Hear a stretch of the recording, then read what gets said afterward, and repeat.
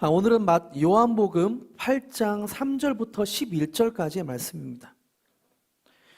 요한복음 8장 3절부터 11절까지의 말씀. 교독하시고 마지막 11절은 함께 읽겠습니다. 제가 먼저 읽습니다. 서기관들과 바리새인들이 음행 중에 잡힌 여인을 끌고 와서 가운데 세우고 예수께 현장에서 잡혔나이다. 모세는 율법에 이러한 여자를 돌로 치라 명하였거니와 선생은 어떻게 말하겠나이까? 그들이 이렇게 말하면 고발할 조건을 얻고자 하여 예수를 시험하리로라. 예수께서 몸을 굽히사 손가락으로 땅에 쓰시니 그들이 묻기를 마지 아니하는지라. 이에 일어나 이르시되 너희 중에 죄 없는 자가 먼저 돌로 치라 하시고 다시 몸을 굽혀 손가락으로 땅에 쓰시니 그들이 이 말씀을 듣고 양심의 가책을 느껴 어른으로 시작하여 젊은이까지 하나씩 나가고 오직 예수와 그 가운데 섰는 여자만 남았더라.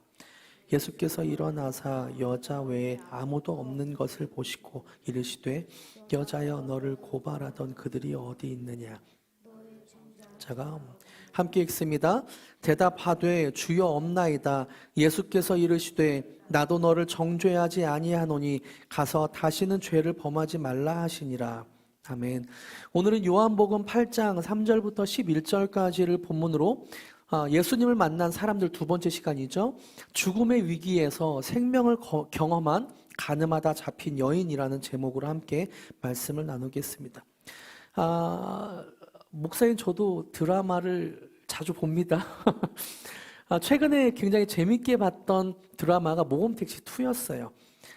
저뿐만 아니라 많은 사람들에게 사랑을 받으며 최고 시청률이 21%까지 올랐더라고요. 왜 이렇게 모범택시를 사람들이 좋아하고 많이 봤을까요? 그 이유를 제가 살펴보니까 그 모범택시라는 드라마 안에는 우리가 살아가는 세상의 모습이 있기 때문에 마음에 공감이 되고 또 현실에서는 이루어지지 않았지만 악인에 대한 처벌이 시원하게 이루어지기 때문에 좋아하는 것 같습니다. 드라마와 같이 성경도 재미있게 읽을 수 있는 방법이 있습니다.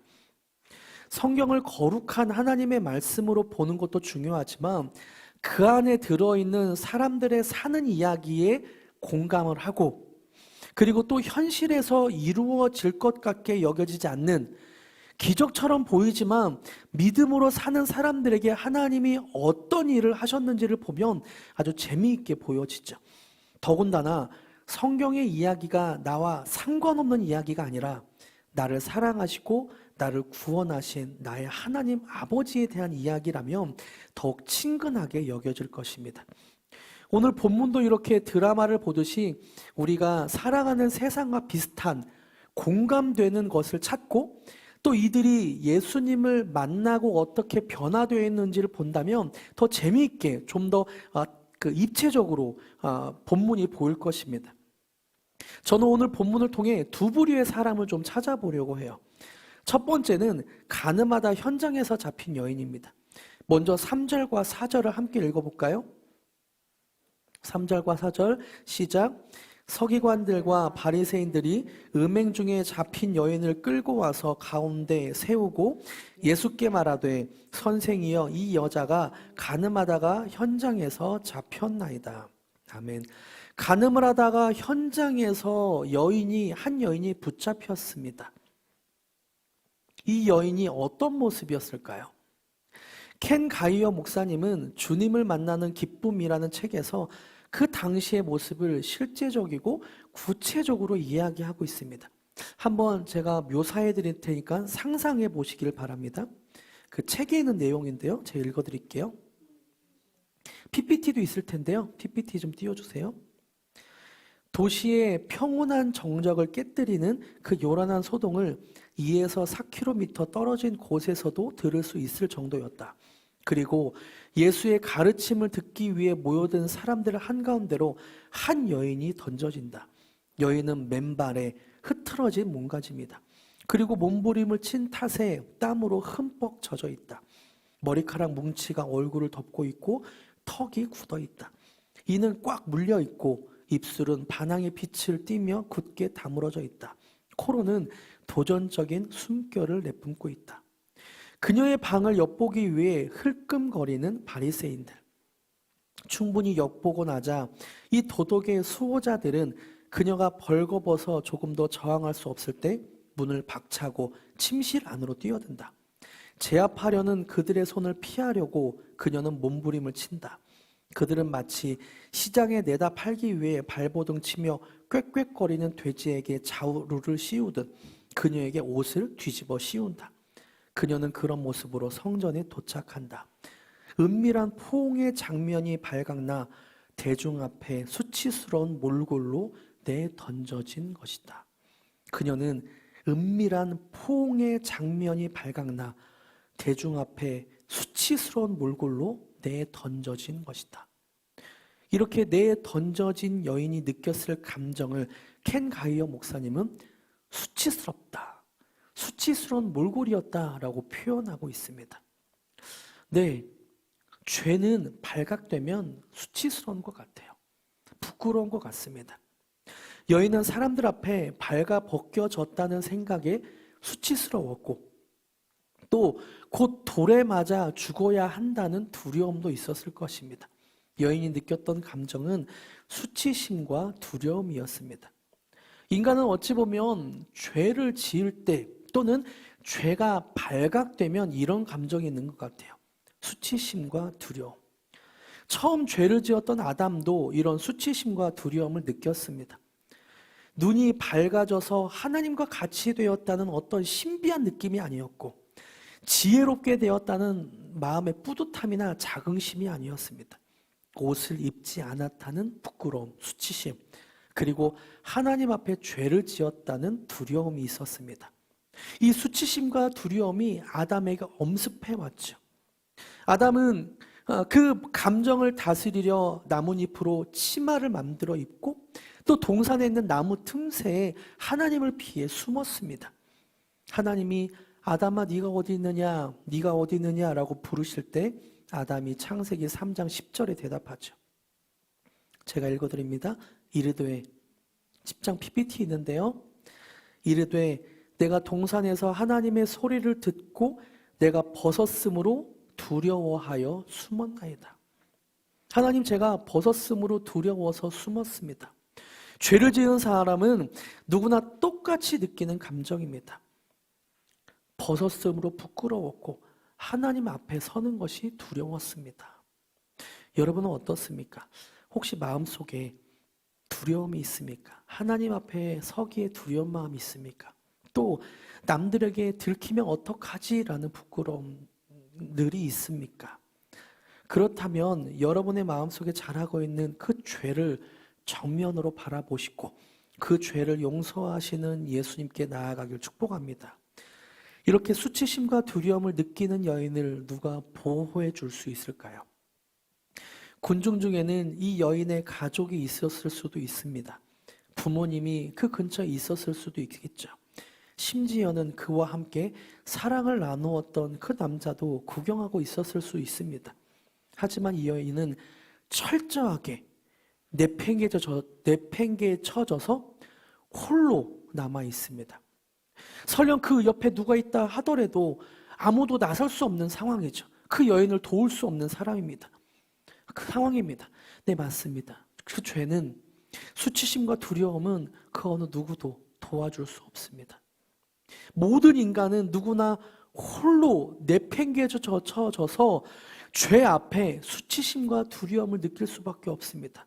그 어떤 사람도 돈이 많아도 학식이 많아도 아무리 명예가 있어도 수많은 권력을 가지고 있어도 죄가 발각되면 수치심을 느끼고 또 하나님 앞에 서는 것이, 죽음 앞에 서는 것이 두렵게 되는 것이죠. 어떤 인간도 죄와 죽음 앞에 한없이 초라하고 수치심과 두려움을 느낄 수밖에 없는 연약한 존재입니다. 그저 홀로 심판대 앞에서 죄의 대가 돌로 쳐 죽여라, 돌로 쳐 죽여라 라는 죄의 대가를 치를 수밖에 없습니다. 여러분, 여인이 끌려오기 전까지의 상황은 어땠을까요? 자신이 가장 사랑하는 사람과 은밀한 게 사랑을 속삭이고 있었습니다. 마치 세상이 모두 자기 것처럼 생각이 들었겠죠. 둘만의 공간에서 남자와 사랑을 나누며 둘만의 쾌감을 나눴을 것입니다. 죄를 들키기 전까지는 이런 묘한 쾌감과 희열이 있는 것 같습니다. 그러나 그것은 노출되기 전까지의 상황입니다. 죄가 노출되면 말할 수 없는 수치심과 두려움에 빠지게 되는 거죠. 둘만의 공간에서 둘만의 사랑을 속삭이던 여인은 다른 어떤 것도 생각하지 못했을 거예요. 하나님의 언약도, 이 사람이 유부남인지도, 이후에 있을 어떤 징계까지도 생각하지 못하고 그 쾌락과 희열에 빠져 있습니다. 아니, 그것을 생각하긴 했지만 자신이 갖고 싶은 더 큰 쾌락 때문에 무시했을 수도 있습니다. 자신이 느끼고 싶은 쾌감과 희열을 위해 그 어떤 것들도 무시하고 돌진하고 있었을 수도 있습니다. 이런 모습을 저는 사회에서 왕왕 보는데요. 여러분 혹시 게임 중독자를 본 적 있으세요? 좀 극단적이긴 하지만 지난 2014년에 25살 이모 씨는 한 모텔에서 남자아이를 낳고 버려둔 채 PC방을 갔다고 합니다. 그리고 아이는 싸늘한 주검으로 바뀌었죠. 2012년에는 한 26살 여자 어느 청년이 얼마나 게임이 좋았던지 5일 동안 밤을 새면서 게임을 했다고 합니다. 이 여자는 만삭이었는데요. PC방에서 양수가 터진 줄도 모르고 게임하다가 급하게 화장실에서 아이를 낳고 다시 PC방에 가서 게임을 했다고 합니다. 극단적으로 말씀드렸지만 인간은 자신이 원하는 것에 눈이 꽂히면 그 쾌감과 희열, 쾌락을 위해 모든 것을 버릴 수 있습니다. 이것을 팀 켈러 목사님은 마음의 빈 공간은 하나님이 아니면 죄로 채워진다. 마음의 빈 공간은 하나님이 아니면 죄로 채워진다라고 명확하게 말했고, 또 예레미야 2장 13절에서는 이런 현상을 이렇게 표현했죠. 내 백성이 두 가지 악을 행하였나니, PPT 있는데요. 곧 그들이 생수의 근원되는 나를 버린 것과 스스로 웅덩이를 판 것인데 그것은 그 물을 가두지 못할 터진 웅덩이들. 다시 한번 읽어드립니다. PPT 띄워주세요. 내 백성이 두 가지 악을 행하였나니 곧 그들이 생수의 근원되는 나를 버린 것과 스스로 웅덩이를 판 것인데 그것은 그 물을 가두지 못할 터진 웅덩이들이니라. 혹시 여러분이 쫓고 있는 어떤 쾌감과 희열은 무엇이 있습니까? 혹시 그 쾌감과 희열 때문에 눈이 어두워서 하나님이 보지 못하는 분은 있지 않습니까? 영적인 감각이 어떤 그런 묘한 쾌감을 쫓다가 영적인 감각이 무뎌진 분이 있다면 하나님의 선한 양심이 되살아나길 축복합니다. 그리고 드라마와 같이 오늘 본문을 보면서 또 다른 사람을 좀 살펴보고 싶은데요. 두 번째로 살펴본 사람은 서기관과 바리새인입니다. 이들의 모습이 4절과 5절에 나오는데 4절과 5절을 다시 한번 읽어볼까요? 함께 읽겠습니다. 시작. 예수께서 말하되 선생이여 이 여자가 가늠하다가 현장에서 잡혔나이다. 모세는 율법에 이러한 여자를 돌로 치라 명하였거니와 선생은 어떻게 말하겠나이까. 이들은 가늠하다 잡힌 여인을 죄인이라고 비판하고 정죄합니다. 어떤 사람들은 그 사람이 죄를 지었기 때문에 비판한다라고 말할 수 있고 또 그 사람이 잘못했기 때문에 죄를 지적한 것 아니냐라고 말할 수도 있습니다. 그런데요, 6절 전반부에 그들이 여인을 정죄하고 있는 근거를 정확하게 성경이 묘사하고 있어요. 6절 전반부 한번 볼까요? 그들이 이렇게 말하면 고발할 조건을 얻고자 하여 예수를 시험함이로라. 그러니까 서기관과 바리새인들은 예수님을 고발할 근거를 찾고 있는 것입니다. 여기서 예수님이 죽이라고 하면 사형을 집행할 수 없었던 식민지 땅인 이스라엘에서 로마의 법을 어기게 되는 것이고 또 죽이지 말라라고 하면 율법을 어기는 것이기 때문에 예수님이 무엇을 선택하든 고발할 근거를, 고발할 조건을 얻게 되는 거죠. 서기관과 바리새인들은 고발할 조건을 찾아 예수님을 시험하기 위해 한 여인을 잡아온 것입니다. 예수님을 시험하기 위해 여인의 목숨을 희생시키고 있죠. 어찌 보면 오늘날을 살아가는 사람들의 모습일 수도 있습니다. 나의 어떤 목적을 위해서 다른 사람을 희생시키는 모습입니다. 대표적인 그 장소가 학교가 있죠. 다른 사람보다 내가 앞서야 내가 원하는 대학을 갑니다. 다른 사람보다 앞서기 위해 경쟁을 하죠. 저는 그런 경험은 한 적은 없는데요. 다른 사람보다 앞서기 위해서 이렇게 시험 범위를 다른 곳을 알려주기도 하고, 자기가 공부한 페이퍼를 친구들한테 나눠주지 않기도 하고, 그런 사람들도 있다고 하더라고요. 또 직장에서는 어떻습니까? 손해보지 않으려 다른 사람에게 일을 떠넘기기도 하고, 애매한 일은 내가 책임지지 않으려고 그런 모습도 있습니다. 나의 목적을 위해 다른 사람을 희생시키는 모습이죠. 바리새인과 서기관들은 자신의 이득이나 목적을 위해 여인을 이용하고 희생시키는 면이 있습니다. 그리고 서기관과 바리새인의 또 다른 모습이 있는데요. 그것은 무엇이냐면 여인의 죄를 고발하면서 정죄하면서 갖는 우월감을 갖고 있습니다. 나는 저 사람과 같이 죄인은 아니야 라고 하면서 자신은 괜찮은 사람이라고 생각하는 모습도 보입니다.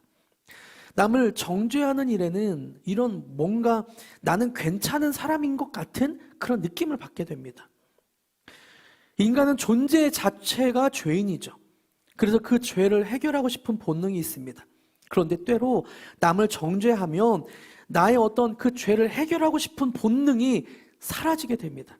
나는 괜찮은 사람처럼 느껴지게 되고, 남을 정죄할 때 나는 어떤 묘한 쾌감에 쌓이기도 합니다. 사회에서도 남을 정죄하고 비판하는 사람들이 많습니다. 인터넷의 댓글을 통해 남을 정죄하고 가십과 같은 다른 사람의 이야기를 하면서 때론 비판을 하기도 합니다. 무리지어서 다른 사람을 비판하면서 맞아, 우리는 저 사람과 달라. 우리는 저 사람과 달리 괜찮은 사람이야 라고 여겨지고 싶어하는 그 심리가 있습니다. 남을 계속 공격하면서 자신은 괜찮은 사람이라고, 깨끗한 사람이라고 다른 사람에게 어필하기도 하죠. 이렇게 순간적으로 자기 자신의 죄를 감출 수 있다고 여깁니다. 그리고 괜찮은 척 합니다. 이런 사람을 향해 예수님이 하시는 말과 행동이 6절 후반부부터 8절까지 나옵니다. 같이 한번 읽어볼까요? 예수님이 이들을 어떻게 대하시는지. 시작. 예수께서 몸을 굽히사 손가락으로 땅에 쓰시니 그들이 묻기를 맞이 아니하는지라. 이에 일어나 이르시되 너희 중에 죄 없는 자가 먼저 돌로 치라 하시고 다시 몸을 굽혀 손가락으로 땅에 쓰시니. 예수님은 이렇게 자신의 이득을 위해 다른 사람의 죄를 들춰내며 쾌감을 느끼는 사람들, 자신을 시험하는 사람들 앞에서 몸을 굽히고 손가락으로 땅에 무언가를 적었습니다. 여러 학자들은 예수님이 무엇이라고 쓰셨을까를 연구했습니다. 여러 가지 이야기가 있는데요. 정확한 내용은 성경에서 말하지 않으니까 정확하게는 모릅니다. 신학자들이 여러 이야기를 하지만 그것은 그들의 생각일 뿐이죠. 저 또한 무엇을 쓰셨을까를 고민하다가 아마 이랬을 것이라고 생각을 합니다. 저는 예수님이 사람들의 죄를 하나하나 썼을 것이라고 생각합니다.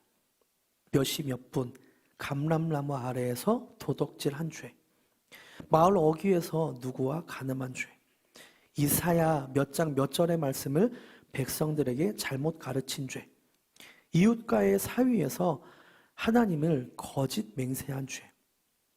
당시에 옆에 서 있었던 사람들은 모르지만 남에게 들키기 싫었던 은밀한 죄를 자신은 알잖아요. 예수님이 모호하게 글을 썼다고 해도 나는 알잖아요. 죄 지은 사람은. 마음에 찔림이 있었겠죠. 이렇게 사람들의 죄목을 예수님이 낱낱이 적고 한마디 하십니다. 뭐라고 하시나요? 7절에 보니까 그들이 묻지를 맞이 아니하는지라. 이에 일어나 이르시되 너희 중에 죄 없는 자가 돌로 치라. 죄를 낱낱이 쓰고 나서 너희 중에 죄 없는 자가 돌로 던져봐 라고 예수님이 말씀하십니다. 그렇게 하자 사람들이 반응하기 시작해요. 9절인데요. 함께 읽어볼까요? 9절 시작. 그들이 이 말씀을 듣고 양심의 가책을 느껴 어른으로 시작하여 젊은이까지 하나씩 나가고 오직 예수와 그 가운데 섰는 여자만 남았더라. 사람들은 양심의 가책을 느꼈습니다. 다른 사람을 정죄하며 느꼈던 쾌감에서 나 자신을 돌아보는 시각으로 변화되었습니다. 남의 죄를 들추며 자신은 괜찮은 사람이라고 생각했던 그 사람들이 예수님이 말씀하시자 자신에 대해 볼 수 있게 되었습니다. 예수님은 죄를 숨기고 싶은 자들에게 거울을 들이밀면서 너의 내면을 봐라 라고 해주셨습니다. 어둠에 갇혀 자신의 모습을 알지 못하는 사람들에게 빛을 비춰주면서 너를 좀 봐라 라고 하셨습니다. 자신의 감춰온 은밀한 죄의 단면을 보게 하셨습니다. 그래서 어른에서 젊은이까지 모두 양심의 가책을 느껴 그 자리를 떠나가게 됩니다.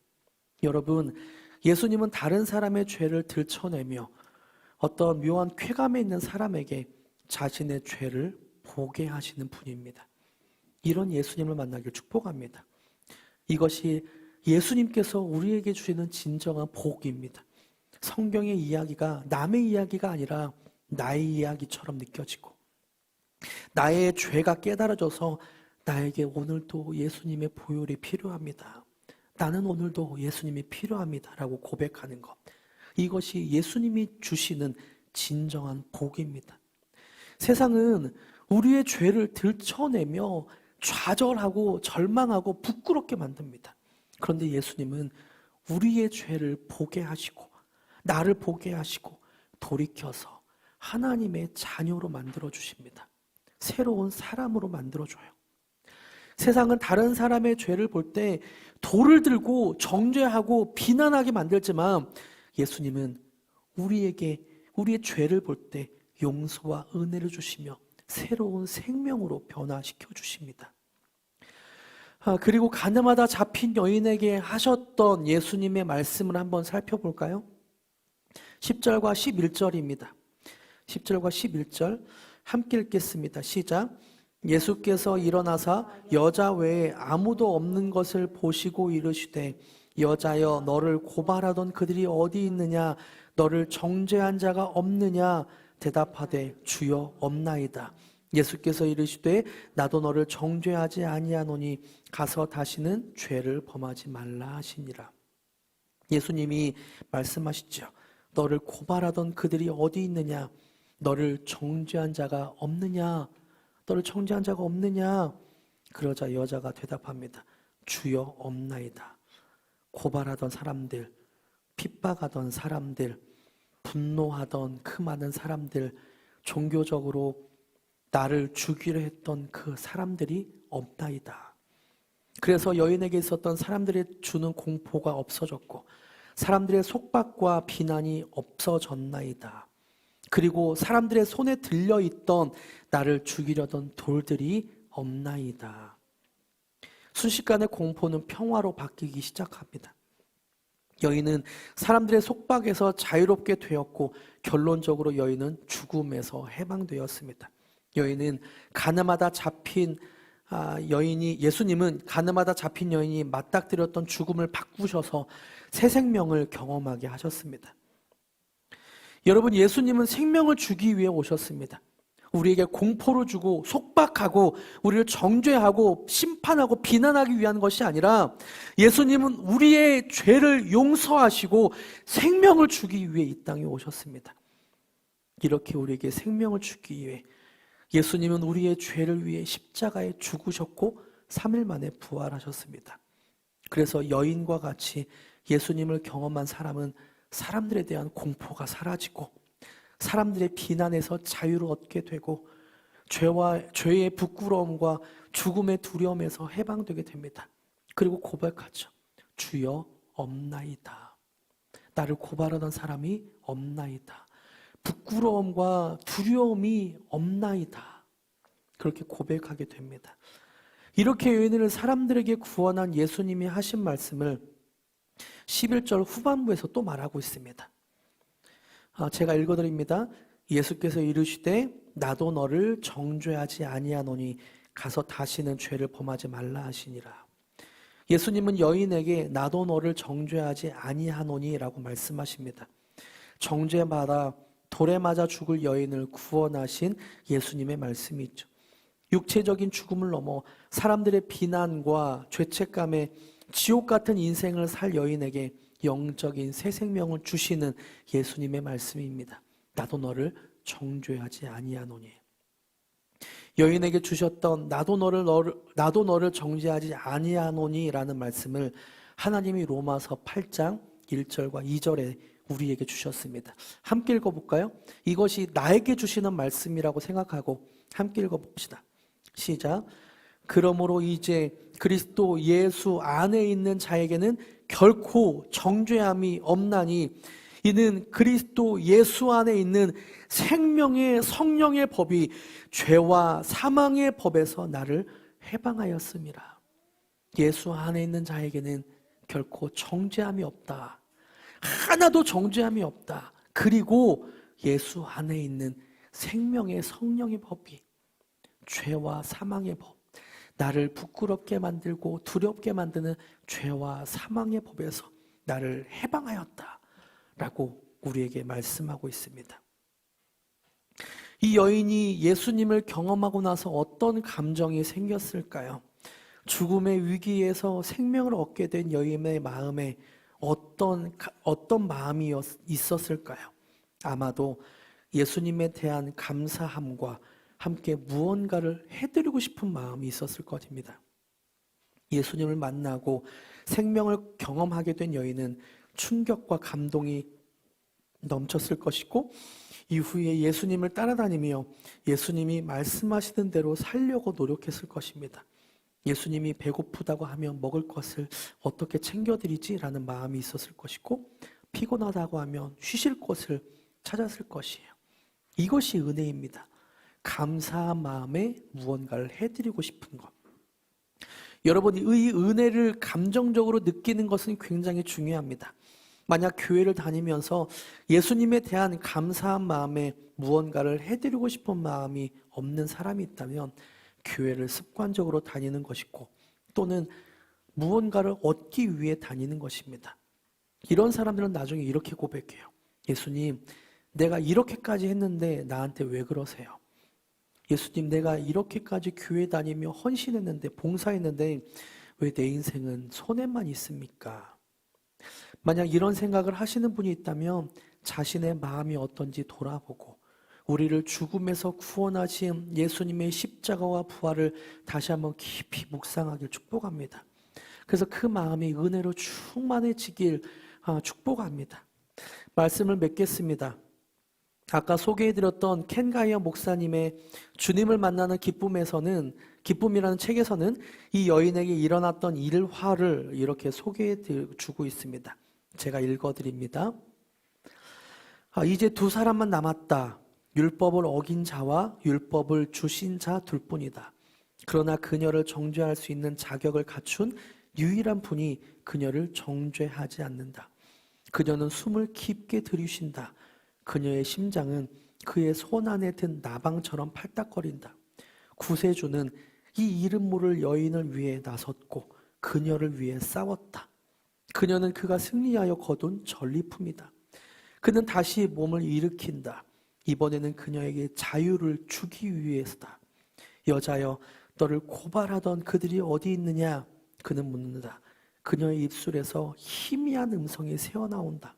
주여, 없나이다. 그녀는 대답을 기다린다. 분명히 한바탕 설교가 쏟아질 것이다. 그러나 아무 설교도 들리지 않는다. 들려오는 것은 은혜의 말씀이다. 나도 너를 정죄하지 아니하노니 가서 다시는 죄를 범하지 말라. 이제부터 죄된 삶을 버려야 한다는 진리의 말씀이다. 떨리던 몸이 점차 진정되기 시작한다. 그녀의 얼굴이 부드러워진다.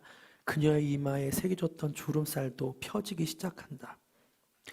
그녀는 떠날 때 눈물을 흘리지 않았다. 하지만 훗날에는 흘릴 것이다. 어느 날 생각하지 못한 순간에 아이들이 자고 있는 모습을 볼 때, 일하러 나가는 남편의 손을 흔들며 인사할 때, 그녀가 가질 수 있으리라 결코 꿈꾸지 못했던 결혼과 가정, 다른 모든 사람이 그녀를 돌로 치려 할 때 그녀를 위해 몸을 일으켜 나서주신 주님이 아니었더라면, 그녀를 일으켜주고 용서해주며 자기의 길을 가도록 몸을 숙이셨던 예수님이 아니었더라면 결코 가질 수 없었던 것을 누리면서 그녀는 눈물을 흘리게 될 것이다. 죽음의 위기에서 생명을 경험한 여인의 모습입니다. 어찌 보면 죄의 수치심과 죽음의 두려움으로 살고 있는 우리가 생명을 경험한 후의 모습이기도 합니다. 예수님을 통해 진정한 생명을 얻게 되었고 새로운 인생을 살게 된 사람은 눈물을 흘리게 될 것입니다. 나의 수치심과 두려움에 찾아오신 빛이신 예수님, 나의 죄를 깨닫게 하시고 그 죄에서 나를 구원하신 빛이신 예수님을 만난 사람은 이후에 생명 얻은 삶에서 눈물을 흘리게 될 것입니다. 그런 예수님을 함께 좀 고백하기로 합니다.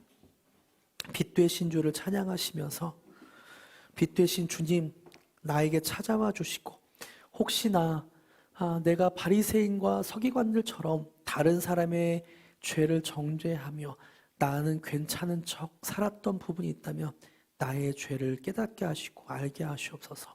여인과 같이 수치심과 두려움에 살았던 사람이 있다면 주님, 나에게 주시는 너를 고발하는 사람이 어디 있느냐라는 음성을 듣게 하시고, 그리고 나도 너를 정죄하지 아니하노니라는 그 예수님의 음성을 듣게 하여 주시옵소서. 기도하는 마음으로 빛 되신 주 함께 고백하기로 합니다. 빛 되신 주 어둠 가운데 비추사 내 눈 보게 하소서. 예배하는 선한 마음 주시고 산 소망이 되심. 다시 한번 빛 되신 주님 고백합니다. 빛 되신 주 어둠 가운데 비추사 내 눈 보게 하소서. 예배하는 선한 마음 주시고 산 소망이 되시네. 나 주를 경배하리 엎드려 절하며 고백해 주 나의 하나님. 오 사랑스런 주님, 존귀한 예수님, 아름답고 놀라우신 나 주를 경배하리. 나 주를 경배하리 엎드려 절하 고백해 주 나의 하나님. 오 사랑스런 주님, 존귀한 예수님, 아름답고 놀라우신 만유의 높임을 받으소서. 만유의 높임을 받으소서.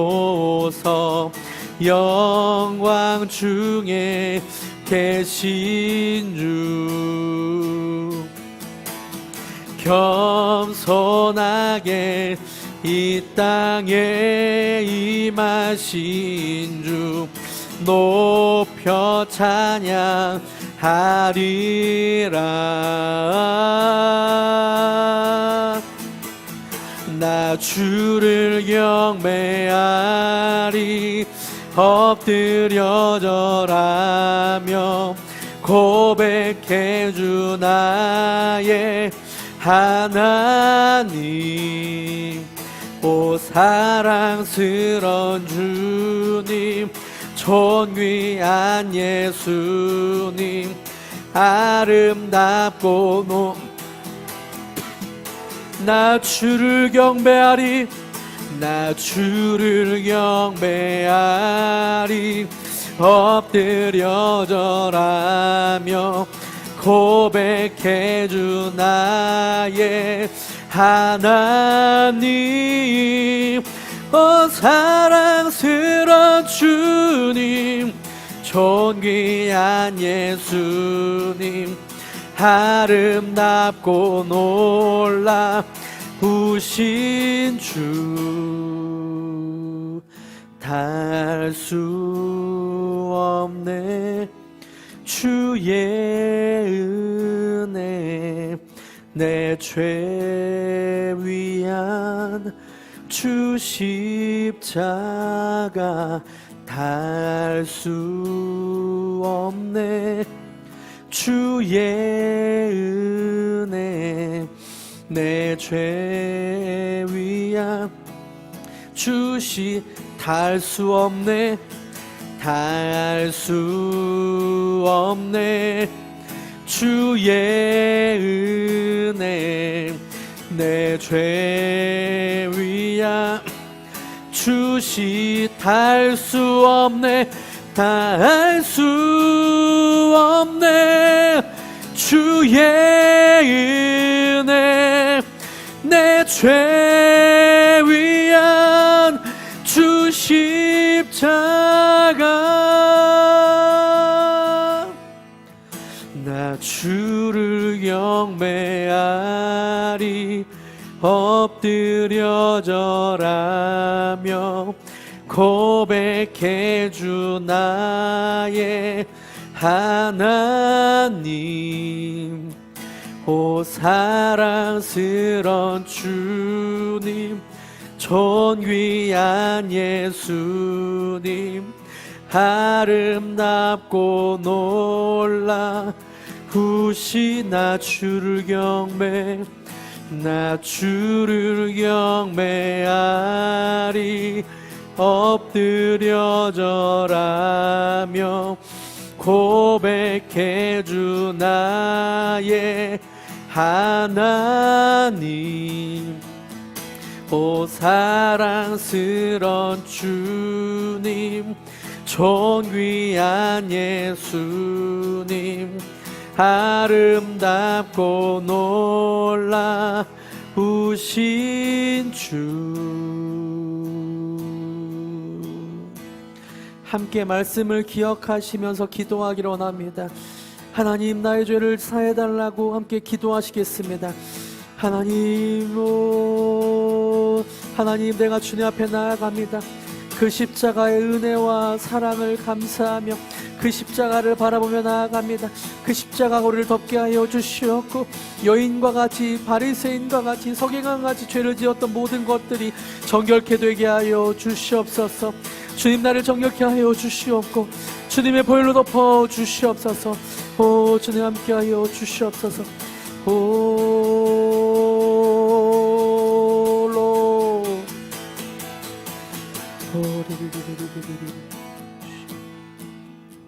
하나님, 우리가 주님 앞에 고백했습니다. 나는 죄인입니다. 나는 여인과 같습니다. 또 서기관과 바리새인과 같습니다 라고 고백했습니다. 예수님이 이 시간 찾아오셔서 우리의 죄를 보여주시고 그 죄를 주님 앞에 드릴 때에 주님의 은혜를 경험하게 하여 주시옵소서.